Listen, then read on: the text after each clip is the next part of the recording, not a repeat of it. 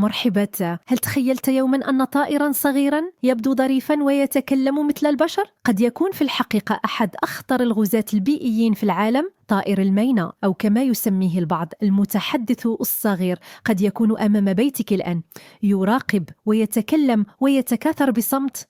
في هذه الحلقة سنكشف الحقيقة الكاملة عن هذا الطائر، ولماذا أصبح كابوسا بيئيا في أكثر من 40 دولة. من هو طائر المينا؟ طائر المينا أو common ماينا بالإنجليزية، ومينة ريليجيو بالفرنسية، هو طائر من فصيلة الزرزوريات.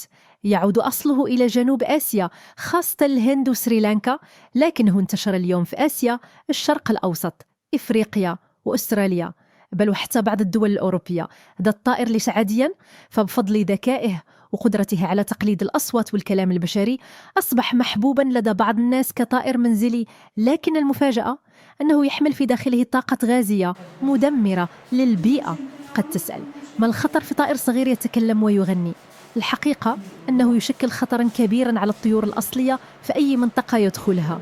يتكاثر بسرعة، يستولي على أعشاش الطيور الأخرى، يهاجم البيوض وصغار الطيور، ويطرد الأنواع المحلية من بيئتها الأصلية.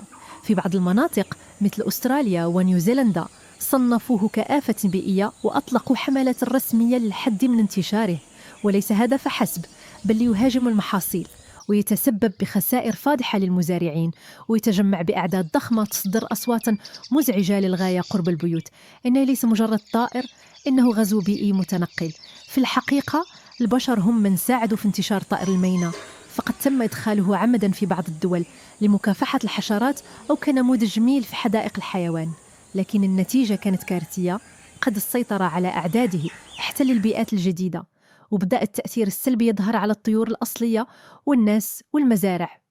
واليوم بعض الدول تمنع بيعه أو تربيته وتطلق برامج رسمية لتقليل أعداده. طائر المينات قد يبدو مسليا بصوته، لكنه تذكير خطير بأن الأنواع الغازية ليست دائما مفترسة أو شرسة. أحيانا تأتي على هيئة طائر صغير يتكلم. فهل نحن نراقب البيئة من حولنا بما يكفي؟ وهل ندرك أننا أحيانا ندخل أعداءنا بأيدينا؟ احكي لنا، هل سبق أن رأيت هذا الطائر في مدينتك؟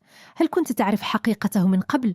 شاركني رأيك في التعليقات، ولا تنسى الإعجاب والاشتراك، لأن الحلقات القادمة ستكون أكثر دهشة مما تتوقع.